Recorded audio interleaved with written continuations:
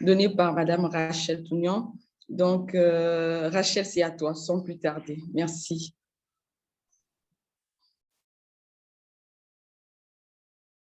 Ok, merci Ornella. Bonjour à tous. Je remercie également RSEPED pour l'opportunité et puis je suis également ravie de partager ce webinaire avec tous les participants. Donc, ma présentation va faire suite à celle de Carole pour parler un peu toujours de l'énergie, mais en termes d'électrification. Ok, oui, Anne-Sophie, suivant. Donc, voilà, oui, suivant. D'accord, donc nous allons parler un peu de l'impact environnemental des projets énergétiques et aborder quelques aspects de réduction de cet impact avec un peu l'expérience pratique sur nos projets énergétiques. Donc, oui, Anne-Sophie, oui. Donc, comme nous le savons tous, l'énergie, c'est un secteur transversal qui est au centre du développement économique et social durable. Donc, le fait que lorsqu'on a de l'énergie, ça permet de réaliser un certain nombre d'activités, permet le développement d'activités, que ce soit dans tous les secteurs donnés, que ce soit en termes de transport. Oui, Anne-Sophie, en termes de transport, voilà, en termes d'industrie, de commerce, le fait d'avoir de l'électricité contribue beaucoup. Et disons que les projets énergétiques sont de plusieurs ordres. Oui, les projets énergétiques sont de plusieurs types. On peut avoir des projets de production de l'énergie et on peut avoir des projets d'extension de l'énergie. Diapo suivant, s'il vous plaît. Les projets d'extension de l'énergie et des projets de construction de barrages, que ce soit thermiques ou solaires, des barrages hydroélectriques. Et on peut également avoir de la réhabilitation et l'extension de réseaux. Donc, il faut dire que les principaux enjeux qui sont liés à ces projets sont essentiellement le réchauffement climatique, parce que c'est des projets qui entraînent des émissions de gaz à effet de serre, surtout le CO2. On a également la dégradation des ressources naturelles. Et un des enjeux importants, c'est aussi comment se fait la remise en état des sites. Diapo suivant, s'il vous plaît. Voilà, donc, nous allons parler maintenant un peu de l'impact environnemental des projets énergétiques. Souvent, en termes d'impact négatif de ces projets, et que ce soit un projet de construction de centrales ou un projet d'extension de réseau, il y a des cas de perte de culture, des parcs agroforestiers, des plantations, parce que si, par exemple, c'est un projet de construction de centrale, le site où les travaux devront se faire, s'il y avait de la végétation, il faudrait l'enlever. Si c'est un projet d'extension de réseau également, en fait, il faut pouvoir définir des couloirs et ces couloirs, généralement, traversent des plantations. Donc, il y a de l'abattage, de l'élagage et ce qui entraîne une perte de biomasse. Et nous savons que la perte de biomasse a un impact sur disons, les changements climatiques, émissions de gaz à effet de serre. Donc, par ricochet, on a la perte de la petite faune, son habitat, puisque s'il y a une zone écologique qui existe, il y a de la petite faune qui vient et son habitat. Donc, si cela n'existe plus, il y a cette perte. Il y a également de l'érosion, de la dégradation de la structure du sol qu'on peut avoir. Et comme on l'avait dit plus haut, l'émission de gaz à effet de serre. Il y a également, en termes de pollution des eaux du sol, bon, il y a des huiles, et nous savons tous les huiles et les hydrocarbures qu'ils contiennent et qui peuvent avoir un effet sur la pollution des eaux du sol. Et si, par exemple, on est dans un milieu donné et il y a une pollution à ce niveau, les cours d'eau qui sont dans la zone peuvent être contaminés. Or, souvent dans les zones rurales également, ces cours d'eau constituent des moyens que les populations utilisent pour s'abreuver en eau. On a également la pollution de l'air, comme on l'avait dit, par le dégagement les poussières, les émissions de particules qui se dégagent entraînent une pollution de l'atmosphère. Maintenant, en termes d'impact sur la population, la santé et sécurité, nous avons tout ce qui est nuisance, que ce soit olfatif, sonore. On a aussi un aspect c'est vrai qu'on parle de l'environnement, mais il y a l'environnement, il y a le milieu biophysique et puis il y a le milieu humain. Du coup, il y a une perturbation des activités économiques qui peut avoir et en cas de mauvaise gestion des déchets également, une pollution du sol, comme on en avait parlé. Donc, voilà un peu. On ne va pas trop, comme on parle beaucoup plus de l'aspect nature, on ne va pas trop détailler quand même tout ce qui est lié sur le côté humain. Et la slide suivante, s'il vous plaît. Et généralement, c'est vrai qu'il y a tout ce qui est impact négatif, mais il faut également dire que ces projets énergétiques ont un peu des impacts positifs. Disons qu'il y a aussi l'amélioration du taux d'accès à l'électricité. Et comme la présentation de Carole avait montré, il y a une forte utilisation de la biomasse d'énergie, parce que surtout dans les zones rurales, parce que les populations ont un faible accès à l'électricité. Du coup, ils ont beaucoup recours à l'utilisation de la biomasse énergie. Donc, mais lorsqu'on va améliorer, par exemple, le taux d'accès à l'électricité, c'est une façon aussi de contribuer à, à diminuer cette utilisation de la biomasse. Par exemple, surtout les femmes surtout sont les personnes dans les milieux ruraux qui, avec l'accès à l'énergie moderne qui est faible pour eux, ils investissent beaucoup de revenus, par exemple, dans les lampes à kérosène, les bougies. Ils parcourent de grandes distances pour ramasser du bois, de chauffage, etc. Donc, du coup, en fait, l'augmentation du taux d'accès à l'énergie, en tout cas, c'est quelque chose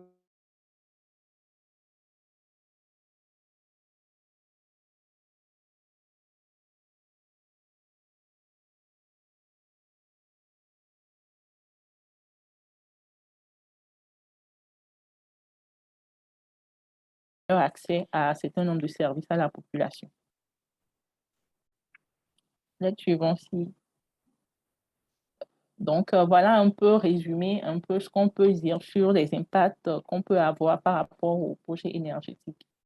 Maintenant, si on veut parler un peu des moyens de réduction, la première des choses, surtout pour nous, c'est de dire que la réalisation d'une évaluation environnementale est importante euh, en amont déjà de tout projet énergétique.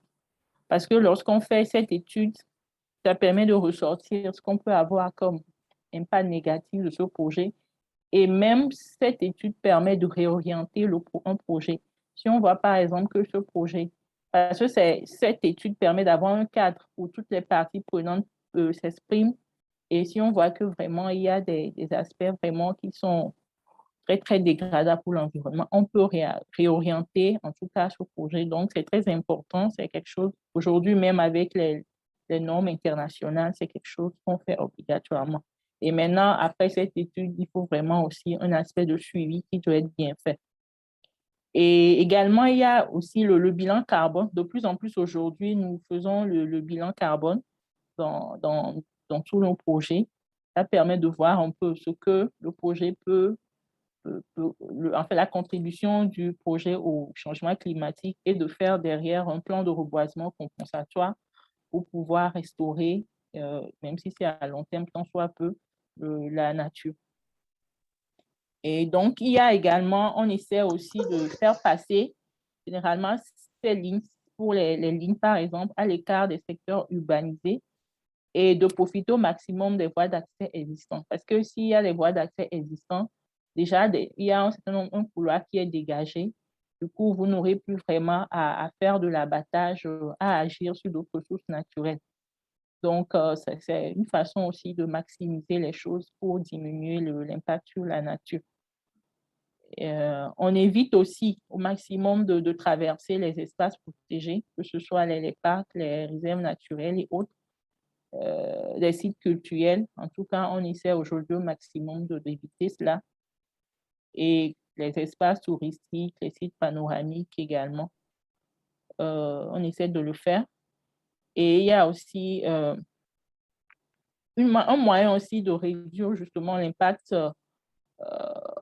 sur l'environnemental des projets, c'est de promouvoir, comme on l'avait dit, l'accès à l'électricité pour tous et qui va réduire en fait l'utilisation de la biomasse parce que même dans les communications nationales, euh, quand on le fait, on voit un peu la part importante que l'aspect biomasse qui vient d'être développé a sur ce côté-là. Donc, ici aussi, il faudra aussi promouvoir les énergies renouvelables parce que nos pays ont un fort potentiel euh, en solaire, surtout le soleil. Et récemment aussi au Togo, il y a encore un projet de centrale solaire qui a été fait. Donc, les gouvernements, en tout cas, sont assez sensibles à ce sujet aujourd'hui où ils font vraiment un effort par rapport à cela. Et surtout, finalement, de prendre aussi en compte, comme on le disait, les préoccupations environnementales et sociales dans l'étude de faisabilité du projet. Donc, déjà en amont, lorsqu'on conçoit le projet, en faisant en même temps l'étude technique, on associe cette étude environnementale et sociale pour que l'arpentage, tout le travail de terrain soit fait en équipe pluridisciplinaire pour que vraiment ces enjeux soient vraiment pris en compte. Slide suivant. Voilà. Et les tracés aussi, pour les projets d'extension d'énergie, les tracés, on essaie vraiment de les éloigner au maximum des agglomérations, éviter les aires d'activité communautaires et éviter au maximum les déplacements des habitations isolées, éviter de traverser les îlots forestiers à proximité des villages, les écosystèmes humides, les plaines inondables, et on réduit au maximum pour ne pas éviter la traversée des forêts-galeries, éviter au maximum, dans la mesure du possible, les plantations et les cultures maraîchères et les sites archéologiques également et des sites importants au point de vue religieux et culturel et valorisés par la population. Slide suivant. Voilà, donc je vais maintenant aborder un cas pratique de projet énergétique que nous sommes en train de réaliser. Donc, déjà en amont, pour faire un projet, disons que notre compagnie, on est une compagnie qui est spéciale, enfin, on est dans la distribution de l'énergie, la production, la distribution de l'énergie. Et disons qu'on ne fait pas trop la production. Aujourd'hui, dans notre pays, en fait, on a le volet production. Nous avons quelques petites centrales ou même on a au moins quelques sociétés qui font la production. Donc, l'énergie que nous distribuons, nous achetons aussi, il y a notre production interne et nous achetons également chez ces producteurs-là et également à l'extérieur. Donc, c'est toute cette source d'énergie qui vient, que nous injectons dans le réseau. Donc, comme voilà, l'énergie distribuée provient de sources mixtes. Je pense qu'il faut le préciser aussi, parce qu'en termes de RSE pour l'entreprise, l'énergie que nous distribuons aujourd'hui, c'est plus de l'énergie à 100% énergie fossile. C'est une énergie qui est mixte, qui provient de plusieurs sources. Il y a des sources thermiques. Nous avons nous-mêmes aussi en interne un barrage hydroélectrique. Donc, il y a l'hydroélectrique et puis il y a le solaire. Donc, déjà, aujourd'hui, on est pratiquement à plus de 50% de ce qui rentre en termes d'énergie renouvelable dans le réseau de tout ce que nous distribuons. Donc, c'est déjà un premier point qui est fait parce qu'on sait qu'aujourd'hui, il faut promouvoir les énergies renouvelables. Donc, le projet en question, il y a ce qui est identification de projet qui a été fait, les études de faisabilité, en même temps avec des études techniques et études environnementales et sociales pour le choix des couloirs et identifier les enjeux du projet. Donc, pendant cette étude, cette phase de terrain, il y a eu le parcours des tracés pour voir un peu les différents enjeux qu'il y a sur les tracés. Et justement, ces travaux de terrain ont permis à ce que la variante qui va constituer le choix du couloir, franchement, a été modifié parce que on a vu, par exemple, les couloirs initiaux qu'on prévoit qui était prévu, on a vu que les lignes vont passer, vont traverser une zone humide. Or, nous savons tous l'importance de cette zone humide. Et il y a aussi des sites culturels qui sont importants pour la population. Comme je le disais, en termes de RSE, il y a l'environnement, mais il y a aussi la population. Il y a plusieurs parties prenantes et qui ont des valeurs pour les populations. Donc, il faudrait vraiment déplacer, faire des cérémonies pour déplacer. Donc, finalement, qu'est-ce que nous avons fait? Je ne sais pas si Anne-Sophie, si tu peux passer le fichier.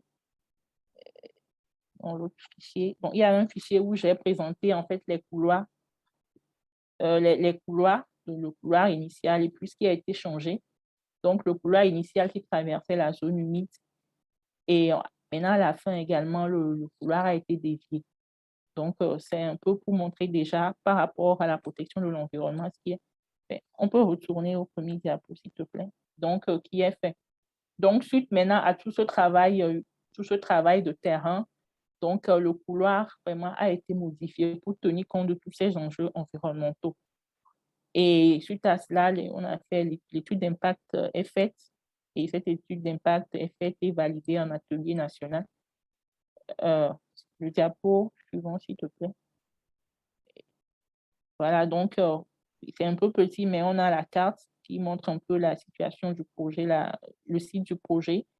Et on a un peu l'atelier, une photo qui montre l'atelier qui a regroupé toutes les parties prenantes pour échanger sur le projet. Donc, vous avez un peu en bas ce qu'on a pu observer dans le couloir. Par exemple, on voit un peu ce qu'on a comme arbres, végétation qu'on trouve dans le couloir.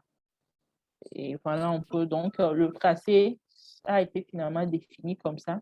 Et suite à l'étude là, on a également fait le bilan carbone. Le bilan carbone aussi a été fait pour voir le potentiel en termes de paie de biomasse qu'on a, puisque on évite, mais il y a dans le couloir forcément, on touche à certains arbres.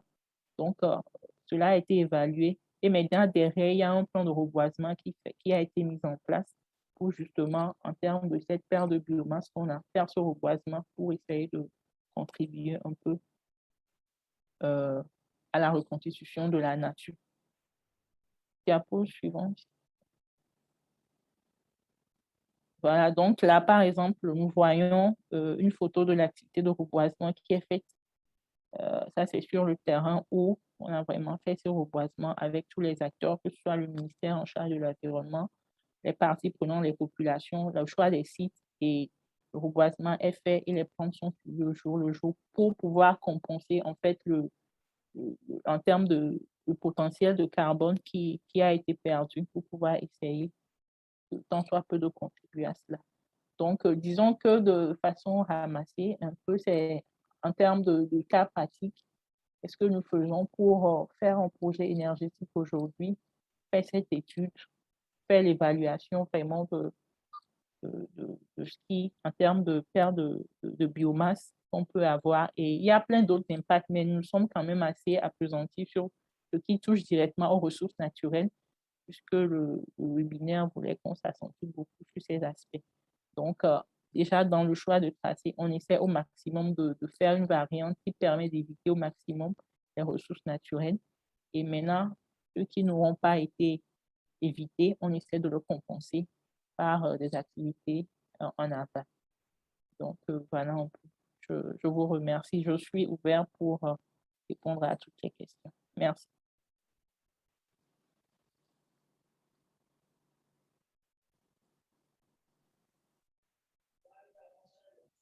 Merci beaucoup, Rachel. Merci pour cette brillante intervention.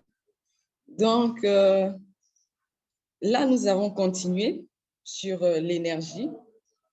Et là, nous avons eu un cas pratique de la compagnie d'énergie du Togo, d'électricité du Togo. Et pour résumer brièvement ton intervention, vraiment, tu as fait le lien entre l'utilisation de la biomasse énergie et l'électricité, à proprement dit hydroélectricité, le solaire, l'éolien, etc. Et là, tu montres bien l'impact de cette mitigation, d'aller vers ce type d'énergie qui réduisent au fait la pollution ou bien l'impact sur nos forêts. Et là, tu as même montré l'une des conséquences, c'est vraiment la meilleure santé des utilisatrices rurales ont vraiment accès à une énergie plus propre. Et un autre aspect de ta présentation, c'est vraiment nous montrer de manière pratico-pratique comment réduire son empreinte, même avec ce type d'énergie qui a également un impact sur l'environnement.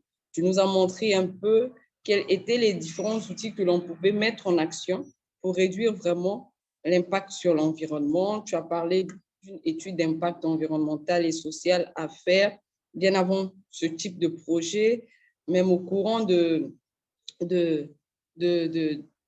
la mise en œuvre du projet. Tu as parlé du bilan carbone, faire le bilan carbone du projet, avoir une stratégie bas carbone avec tout ce que tu as évoqué, le mix énergétique, donc le solaire, introduire le solaire ou bien l'éolien, les plans de reforestation, etc. Et vraiment, nous te remercions infiniment pour ta présentation. On voit très bien que voilà, aujourd'hui, il y a cette source d'énergie également, ou bien ces sources d'énergie, et quels sont les moyens pour pouvoir réduire l'empreinte de ces sources d'énergie sur l'environnement. Et donc, le débat est ouvert aux différentes questions.